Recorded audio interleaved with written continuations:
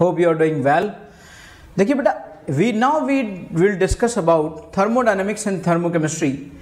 ये एक ऐसा चैप्टर है जो यू कैन अंडरस्टैंड कि किसी भी चैप्टर के अंदर बिना एनर्जी के लेन देन के कुछ हो सकता है क्या? बिना एनर्जी के लेन देन के तो कुछ हो नहीं सकता। बिना एनर्जी के लेन देन के क्या कोई दुनिया की प्रोसेस हो सकती है? तो सबसे पहले हम समझते हैं कि थर्मोडायनेमिक्स क्या है, और फिर हम समझते हैं ये थर्मोडायनेमिक्स, ये हीट के बारे में सारी बातें आखिर केमिस्ट्री में कैसे लगती हैं, और उसका केमिस्ट्री में एप्लीकेशन बेटा थर्मोकेमिस्ट्री कहलाता है। तो थर्मोकेमिस्ट्री को बेसिकली हमारा पर्पस है रिएक्शंस में इन्वॉल्व थर्मल प्रोसेसेस। लेकिन उसके पहले कि हम थर्मोकेमिस्ट्री को समझें, हमें थर्मोडायनेमिक्स को समझना पड़ेगा, और फिर उसी थर्मोडायनेमिक्स का हम थर्मोकेमिस्ट्री में यूज करेंगे। पहले हम फर्स्ट लॉ थर्मोडायनेमिक्स में पढ़ेंगे, फिर हम फर्स्ट लॉ का केमिस्ट्री में यूज करेंगे, फिर हम सेकंड लॉ पढ़ेंगे, फिर हम केमिस्ट्री में उसका यूज करेंगे। ठीक है ना? इस तरीके से हम शुरुआत करते हैं थर्मोडायनेमिक्स एंड थर्मोकेमिस्ट्री की।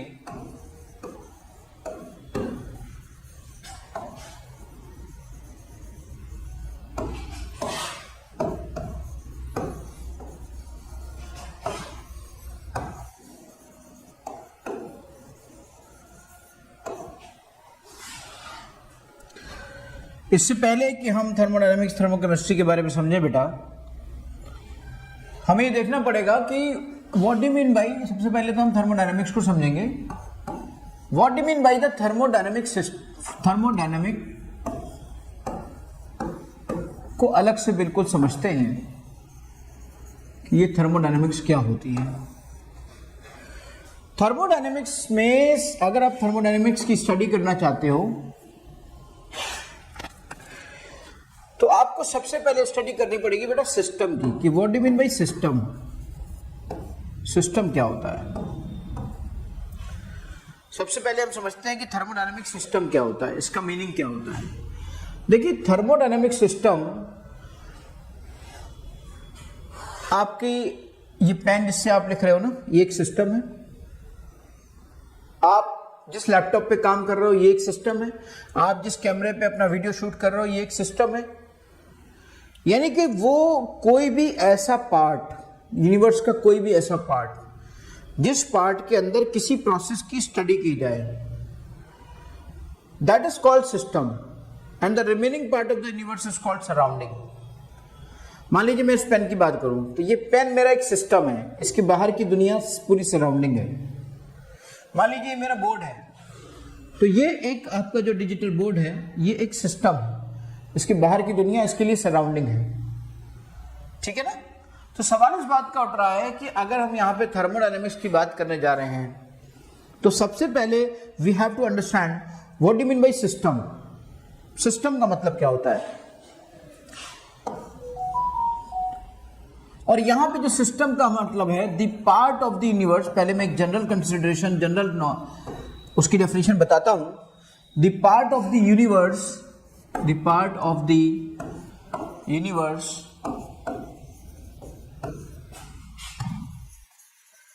which is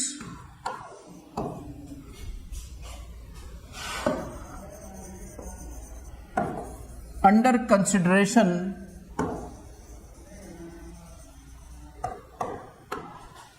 called system। सवाल उठा कि सराउंडिंग क्या होती है? सराउंडिंग क्या होती है?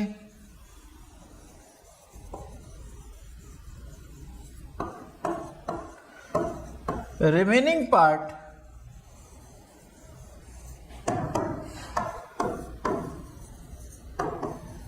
Of universe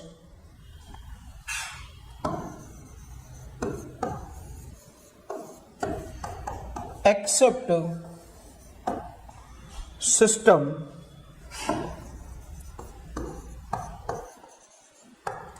called surrounding।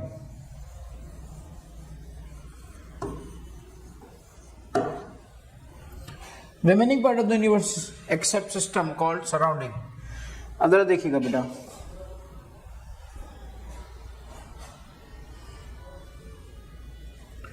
मान लीजिए हमने कोई हिस्सा, this is let us take, this is the part and this is basically, let's take this is system, मान लीजिए ये सिस्टम है।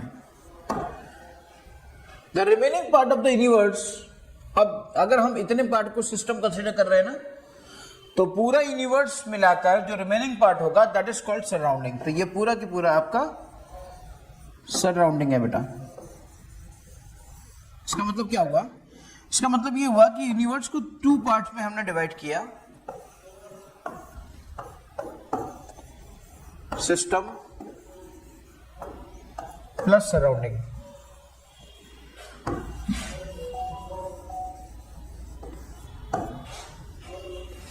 मान लीजिए हम अर्थ की स्टडी कर रहे हैं, तो अर्थ एक सिस्टम है और उसके अलावा जो भी रिमेनिंग पार्ट है दैट इज कॉल्ड सराउंडिंग, और वो यूनिवर्स का एक रिमेनिंग सिस्टम होगा बेटा। ठीक है। अब मान लीजिए ये आपका universe which is equal to system plus surrounding है।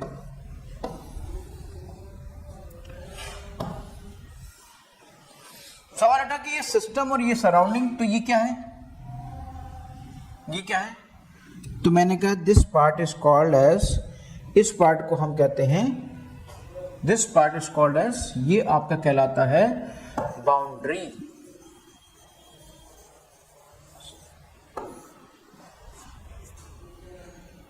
सराउंडिंग की कोई लिमिट नहीं, ये पार्ट जो कि सिस्टम और सराउंडिंग को अलग कर रहा है। This line is called boundary, this line is called boundary. ये अंदर का पार्ट सिस्टम, बाहर का part surrounding.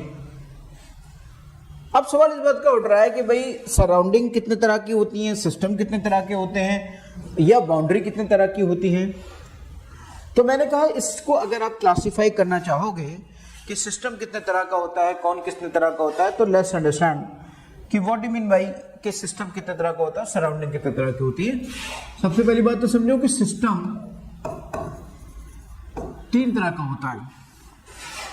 One is open system, other one is closed system, and third one is isolated system. Third one is isolated system. ये 3 तरह के system होते हैं। 2 तरह की बाउंड्री होती हैं, adiabatic boundary and thermal boundary. Adiabatic boundary and thermal boundary, 2 तरह की बेटा बाउंड्री होती हैं।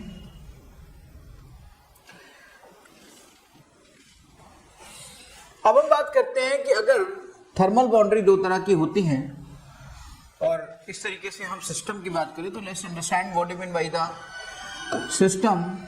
सिस्टम में पहली बात हम समझते हैं कि ओपन सिस्टम का क्या मतलब है। क्या मतलब है ओपन सिस्टम का, क्या मतलब है क्लोज सिस्टम का, क्या मतलब है आइसोलेटेड सिस्टम का, क्या मतलब है ओपन सिस्टम का, क्या मतलब है क्लोज सिस्टम का, क्या मतलब है आइसोलेटेड सिस्टम का। ओपन सिस्टम मीन्स क्या हुआ? देखो बेटा, एक गरम चाय की प्याली ले आओ, एक गरम चाय की प्याली है और उससे ये उसके अंदर पूरी चाय भरी पड़ी है और वो ऊपर से ढकी हुई नहीं है, तो आराम से उससे वेपर्स, हॉटनेस, फ्लेयर्स निकल रहे हैं। तो आप मुझे बताइए, ये जो वेपर्स आपके ऐसे निकल रहे हैं, इन वेपर्स के साथ ये जो वेपर्स आपके निकल रहे हैं, ये जो वेपर्स आपके निकल रहे हैं, इन वेपर्स के साथ क्या होगा? ये जो वेपर्स आपके निकल रहे हैं, इन वेपर्स के साथ क्या क्या जाएगा? इन वेपर्स के साथ एक तो इसकी हीट चली जाएगी और दूसरा इसका मास चला जाएगा। एक तो इसकी हीट चली जाएगी, दूसरा इसका मास चला जाएगा। भाई ऑब्वियसली अगर वेपर्स जा रही हैं तो वेपर्स जाने का मतलब ये हुआ, वेपर्स जाने का मतलब ये हुआ कि उसके साथ उसका कुछ, ऑब्वियसली अगर वाटर की वेपर्स जा रही हैं तो फिर वाटर भी तो जा रहा है, यानी कि उसका मास भी तो जा रहा है। तो इस तरीके से यहाँ पर हीट और वेव, मास दोनों एक्सचेंज हो रहे हैं। आप देख रहे हैं इसका मतलब क्या हुआ कि उसका मतलब क्या हुआ? इसका मतलब ये हुआ कि यहां पर हीट भी ट्रांसफर होती है और मास भी ट्रांसफर होता है। इसका मतलब ये हुआ कि यहां पर अगर चेंज इन डेल्टा एम कहो कि तुम 0 है तो वो 0 नहीं है, यानी मास कांस्टेंट नहीं है, मास ट्रांसफर हो रहा है। या तुम कहो कि हीट यहाँ पर आप कह दो कि हीट जीरो है, तो वो नहीं है, हीट जीरो नहीं है। H मतलब हीट, बाद में चल के इसको बताएंगे, एंथैल्पी भी ये कहलाती है। तो हीट ट्रांसफर यहाँ पर होता है, मास ट्रांसफर होता है। और जब कभी कुछ बदलेगा, कुछ ट्रांसफर होगा तो उसमें चेंजेस आएंगे तो उसका जो डिफरेंस होगा वो जीरो नहीं होगा। ये होता है बेटा ओपन सिस्टम। ओपन सिस्टम में हम जिस बाउंड्री का यूज करते हैं ना, वो बाउंड्री हमारी ओपन सिस्टम की बाउंड्री जो होती है हमारी, ये थर्मल बाउंड्री होती है। आप देखते होंगे कि जो चाय होती है, उसकी प्याली होती है, तो उसकी ये यहीं से हीट नहीं निकलती, बल्कि ये पूरी आपकी बाउंड्री भी गर्म होती है। तो यानी थर्मल बाउंड्री वो बाउंड्री होती है जिससे कि हीट ट्रांसफर हो सके, यहां से हीट ट्रांसफर हो सकती है। थर्मल बाउंड्री वो बाउंड्री होती है जिसमें हीट ट्रांसफर की जा सके बेटा। ओके, चलिए दूसरी बात करते हैं हम क्लोज सिस्टम की। क्लोज सिस्टम में क्या होता है, लेट्स सी। क्लोज सिस्टम में बेसिकली अगर यही चाय की प्याली को आप एक काम करो, ये जो चाय की प्याली थी आपने, इसमें ये सब भरा था। अब आप क्या करो, ऊपर से इसके एक ढक्कन रख दो, ये ढक गया पूरा, ये बंद हो गया पूरा। हमने इसको बिल्कुल क्लोज कर दिया। अब क्लोज कर दिया तो इसकी वेपर्स बाहर नहीं जा पा रही हैं। अब वेपर्स नहीं बाहर जा पा रही हैं, इसका मतलब क्या हुआ? लेकिन क्या, अगर आप मुझे बताओ, अगर आप चाय की प्याली को ढक के रख दोगे तो क्या आधे घंटे बाद चाय की प्याली ठंडी नहीं हो जाएगी? चाय ठंडी नहीं होगी, चाय तो ठंडी अब भी हो जाएगी। इसका मतलब क्या हुआ? इसका मतलब ये हुआ कहीं ना कहीं से हीट ट्रांसफर तो हो ही रहा था। तो यहां से हीट ट्रांसफर हो रहा था। हीट ट्रांसफर सब जगह से हो रहा था। हीट ट्रांसफर तो सब जगह से हो रहा था। हीट ट्रांसफर सब जगह से हो रहा था। यानी हीट ट्रांसफर सब जगह से हो रहा था, तभी तो उसकी हीट कांस्टेंट नहीं रह पाई और डेल्टा एच या जो एनर्जी है वो कांस्टेंट नहीं रह पाई। लेकिन आप मुझे बताओ, मास कांस्टेंट अब हो जाएगा कि नहीं हो जाएगा? हाँ, ये बात सही है। अब मास है इसमें, लेकिन mass is not transferred. Mass not transferred. Mass transfer नहीं हो सका क्योंकि बंद था। तो मास कैसे ट्रांसफर होता? मास ट्रांसफर, वेपर्स तो बाहर नहीं जा रही थी ना। तो जब मास ट्रांसफर नहीं हुआ तो जो डेल्टा एम होगा वो जीरो हो जाएगा। मास ट्रांसफर नहीं हुआ तो उसका चेंज जीरो हो गया। जहां पे हीट ट्रांसफर हो गई, हीट ट्रांसफर हुई, तो उसका चेंज जीरो नहीं हुआ। जो चीज ट्रांसफर नहीं होगी उसका तो चेंज जीरो हो ही जाएगा, जो चीज ट्रांसफर होगी उसका चेंज जीरो नहीं होगा। ठीक है बेटा। इसमें भी जो बाउंड्री यूज की गई, ये बाउंड्री कौन सी यूज की गई? ऑब्वियसली यहां से देखिए हीट निकल रही थी, तो ये बाउंड्री थी थर्मल बाउंड्री। ये बाउंड्री थी थर्मल बाउंड्री। ओके, चलिए अब हम इसके आगे देखते हैं। इसके आगे देखते हैं इन चीजों को बेटा। अब आया आपका आइसोलेटेड सिस्टम। अब आया आपका आइसोलेटेड सिस्टम। इस आइसोलेटेड सिस्टम में हम देखेंगे क्या होता है। जैसे आप मान लीजिए, आपको शायद याद होगा, ये एक थर्मस की बोतल, याद है कि नहीं याद है? मान लीजिए ये थर्मस है आपका, थर्मस बोतल है। अब इस थर्मल बोतल में जो ये नीचे अंदर जो होती थी वॉल होती थी, बड़ी मोटी सी वॉल होती है एक, ये बिल्कुल पूरी आपकी उससे बनी हुई होती है ना, शीशे से, मरकरी से, पूरी मरकरी से बनी होती है। ये पूरी आपकी एक मोटी सी एक वॉल है और इसमें मरकरी से ये वॉल क्रिएट की जाती है। उसके अलावा इसमें पॉलिश भी होती है। ये ऊपर से बिल्कुल एयर टाइट होती है, बहुत खतरनाक तरीके से, और ये पूरा फिल्ड है बेटा। तो यहाँ पे क्या है, दिस वॉल इज बेसिकली, इस तरीके से जो ये वॉल बनाई गई ना, इस वॉल के बनाने का मकसद था ये वॉल एक एडियाबेटिक वॉल बन जाए। यहाँ पे जो वॉल है वो एक एडियाबेटिक वॉल है। एडियाबेटिक वॉल का मतलब क्या होता है? एडियाबेटिक वॉल का मतलब होता है जहां से हीट ट्रांसफर ना हो सके, हीट नॉट ट्रांसफर, जहां से हीट ट्रांसफर ना हो सके उसे हम एडियाबेटिक वॉल कहते हैं। ठीक है, उसे हम एडियाबेटिक वॉल कहते हैं। जहां पे ये थर्मस बॉटल है, हीट ट्रांसफर नहीं हो सकी है, एडियाबेटिक वॉल कहते हैं बेटा। अब ये सब तरफ से टाइट है, क्लोज्ड है, तो जब ये क्लोज्ड है और साथ में हीट भी नहीं हो रही है तो ऑब्वियसली फिर मास भी ट्रांसफर नहीं होगा, मास नॉट ट्रांसफर, यानी कि इसमें ना तो हीट ट्रांसफर हुई और ना ही मास ट्रांसफर हुआ बेटा। मास not transferred, heat not transferred.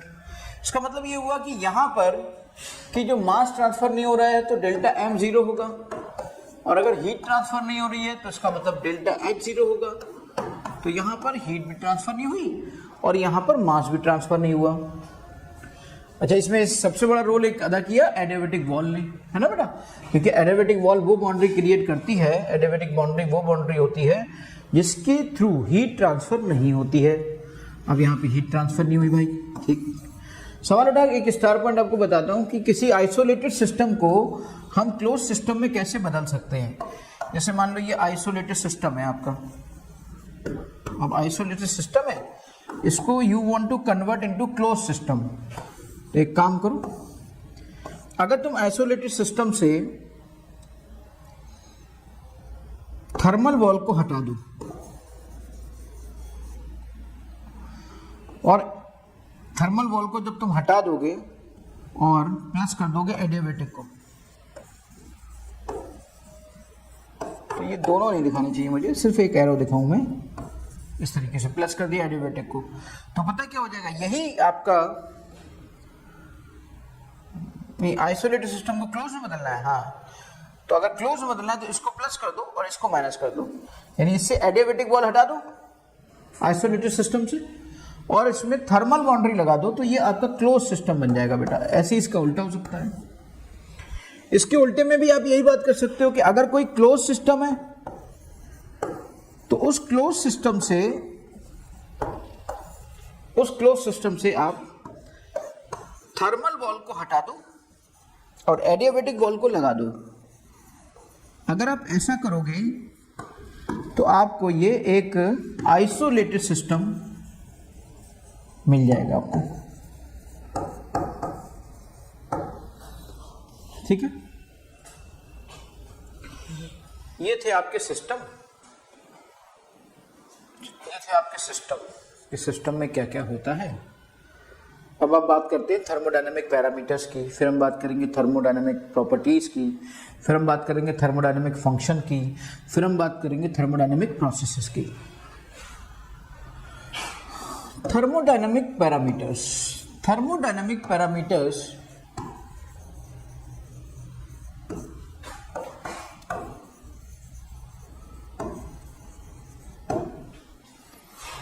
जिनके जरिए हमारा थर्मोडायनेमिक्स स्टडी होगा, जैसे temperature, pressure, volume, enthalpy change, entropy change, gives free energy, है ना, ये सभी चीज़ें हैं, हीट कंटेंट, वर्क डन, ये सब के सब थर्मोडायनेमिक पैरामीटर्स हैं।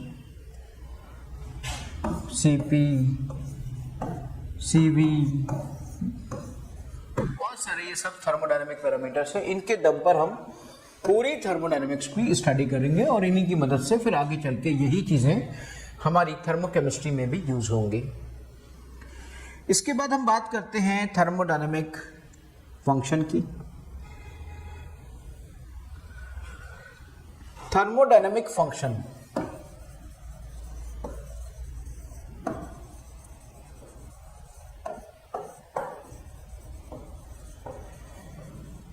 थर्मोडायनेमिक फंक्शन आपका बेसिकली दो तरह का होता है। वन इज स्टेट फंक्शन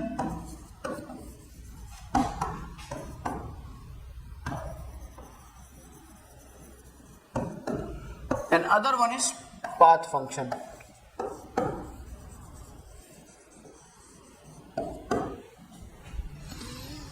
देखो बेटा, स्टेट फंक्शन में वो स्टेट फंक्शन होते हैं,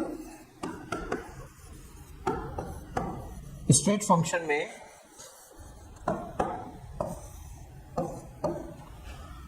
which depend on initial point and final point, which depend on initial and, जैसे कोई मान लीजिए initial and final position,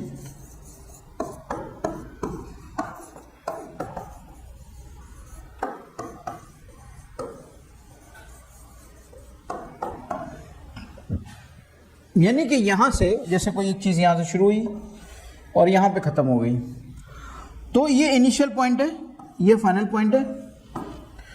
तो वो क्या कह रही है कि इनिशियल और फाइनल पोजीशन पे डिपेंड करती है, नॉट ऑन पाथ। पाथ पे डिपेंड नहीं करता कि किस रास्ते से जा रहे हो, आप इससे जा रहे हो, जैसे आप इस रास्ते पर अगर जा रहे हो और आपने ये तरीका नहीं अपनाकर, बल्कि ये वाला तरीका ना अपनाकर आपने यूं चले गए, या आपने कोई और तरीका अपना लिया, मान लीजिए आप ऐसे चले गए, या मान लीजिए आप किसी और रास्ते से चले गए, आपने कोई और रास्ता फॉलो कर लिया, आपने कहा कि हम तो ये वाला रास्ता बनाएंगे। तो आप चाहे इस वाले फर्स्ट वे से जाएं, चाहे आप सेकंड वे से जाएं, चाहे आप थर्ड वे से जाएं, चाहे आप फोर्थ वे से जाएं, उसको इस बात से कोई मतलब नहीं है। उसको मतलब है इनिशियल पॉइंट से और उसको मतलब है फाइनल पॉइंट से। तो ऐसी प्रॉपर्टीज को, ऐसी थर्मोडायनेमिक पैरामीटर्स जो कि इनिशियल और फाइनल पॉइंट पे डिपेंड करते हैं, उनको हम स्टेट फंक्शन कहते हैं। ऐसे थर्मोडायनेमिक पैरामीटर्स जो कि इनिशियल और फाइनल पॉइंट पे डिपेंड करते हैं, उनको हम स्टेट फंक्शन कहते हैं। जैसे मान लीजिए डेल्टा एच है आपका, तो डेल्टा एच को हम क्या लिखते हैं, H F minus H I, final minus initial. जैसे मान लीजिए डेल्टा जी है, तो हम क्या लिखते हैं, जी एफ माइनस जी आई। डेल्टा एस है तो हम क्या लिखते हैं, S F minus S I. ये सब हमारे स्टेट फंक्शन है। जो भी चीजें हमारी इनिशियल और फाइनल पॉइंट पे डिपेंड करें, वो स्टेट फंक्शन होती हैं। बेटा आप लोग थोड़ा सा अच्छे से जानते हो, कोई खास बातें नहीं है, इसलिए बहुत ज़्यादा उन पे टाइम नहीं वेस्ट करेंगे। फिर आगे हम बात करते हैं पाथ फंक्शन की। Path function basically depends on path. वो पैरामीटर, वो थर्मोडायनेमिक पैरामीटर्स जो कि पैथ पे डिपेंड करते हैं कि कैसे आप जा रहे हो। इनके एग्जाम्पल है Q, इनके एग्जाम्पल है W। फिजिक्स में W जो है ना, वो नहीं है पाथ फंक्शन, लेकिन केमिस्ट्री में W को पाथ फंक्शन लिया जाता है। तो जैसे हीट है आपकी, हीट गिवन या हीट ट्रांसफर, W आपका वर्क डन, ये आपके पाथ फंक्शन है जो कि इस बात पे डिपेंड करते हैं कि अगर ऐसे गए तो इसकी वैल्यू अलग होगी, ऐसे गए तो इसकी वैल्यू अलग होगी, ऐसे गए तो इसकी वैल्यू अलग होगी, और ऐसे से ऐसे गए तो इसकी वैल्यू अलग होगी। तो पाथ पे डिपेंड करता है कि हाँ भाई पाथ कैसे अपनाया जा रहा है, किस तरीके का अपनाया जा रहा है। तो ऐसे ये चीजें कहलाती हैं बेटा पाथ फंक्शन। कुछ थर्मोडायनेमिक पैरामीटर्स डिपेंड करते हैं इस बात पर कि जो क्वांटिटी पे डिपेंड करते हैं, और कुछ थर्मोडायनेमिक पैरामीटर्स क्वांटिटी पे डिपेंड नहीं करते, मास पे डिपेंड नहीं करते। Quantity means number of moles या मास। कुछ थर्मोडायनेमिक पैरामीटर्स ऐसे प्रॉपर्टी, देखिए थर्मोडायनेमिक पैरामीटर्स को दो पार्ट में बांटा गया है। वन इज इंटेंसिव प्रॉपर्टी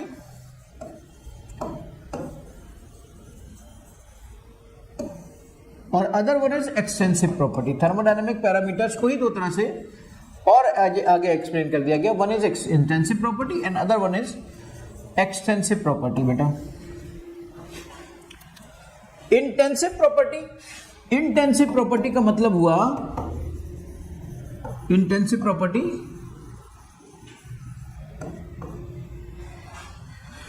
जो कि पाथ पे डिपेंड नहीं कर, सॉरी जो कि क्वांटिटी पे डिपेंड नहीं करते, डजंट डिपेंड ऑन क्वांटिटी।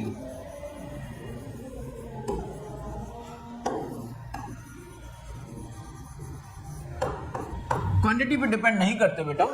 और कुछ आपके extensive property depend on quantity.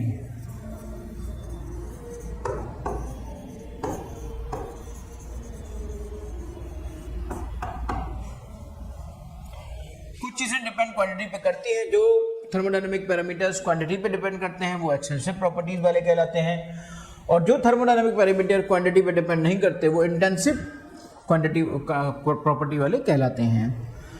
अब सवाल इस बात का उठता है कि भाई कौन ऐसे होते हैं जो डिपेंड करते हैं और कौन ऐसे होते हैं जो डिपेंड नहीं करते हैं। आप सभी जानते हो ना, आप देखो ना,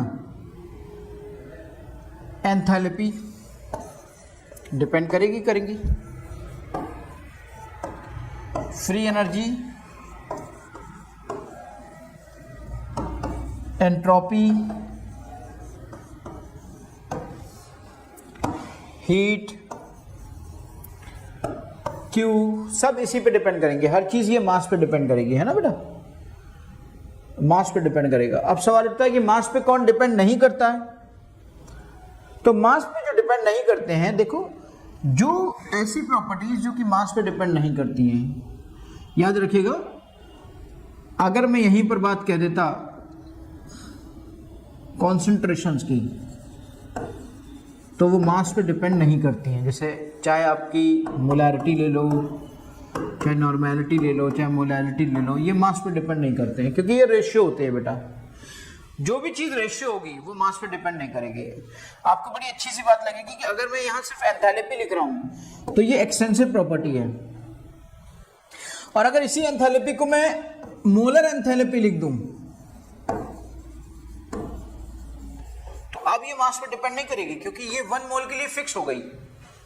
मोलर एंथैल्पी का मतलब एंथैल्पी फॉर 1 मोल, और एंथैल्पी फॉर 1 मोल तो फिर मास पे डिपेंड नहीं करेगी ना। फिर तो कितना भी हो जाए, जो 1 मोल के लिए वो तो फिनिटी रहेगा, वो तो फिक्स ही रहेगा। फ्री एनर्जी को अगर मैं लिख दूं मोलर फ्री एनर्जी तो मामला गड़बड़ हो जाएगा। मोलर एंट्रोपी अगर मैं लिख दूं तो समझ लो वो इंटेंसिव प्रॉपर्टी बन गई। तो मैं आपको एक छोटा सा तरीका बताता हूं। किसी भी फॉर्मूले में, जिस फॉर्मूले में भी इसे पर लग जाए तो वो समझ लेना कि वो मास पे डिपेंड अब नहीं करेगा। जैसे मोलर एंथैल्पी क्या हुआ, एंथैल्पी पर मोल, मोलर एंट्रोपी एंथैल्पी पर मोल, एंट्रोपी पर मोल, है ना। कॉन्सेंट्रेशन मोलैरिटी क्या हुई, number of moles per litre, number of equivalents पर लीटर। जिसमें भी पर लग गया समझ लेना कि वो आपकी इंटेंसिव प्रॉपर्टी बन गई। बड़ा शॉर्ट ट्रिक बता रहा हूं, जिसमें भी पर लग गया वो इंटेंसिव प्रॉपर्टी बन गई, जिसमें पर नहीं लगा है, जो रेशियो नहीं है, वो एक्सटेंसिव प्रॉपर्टी बन सकता है।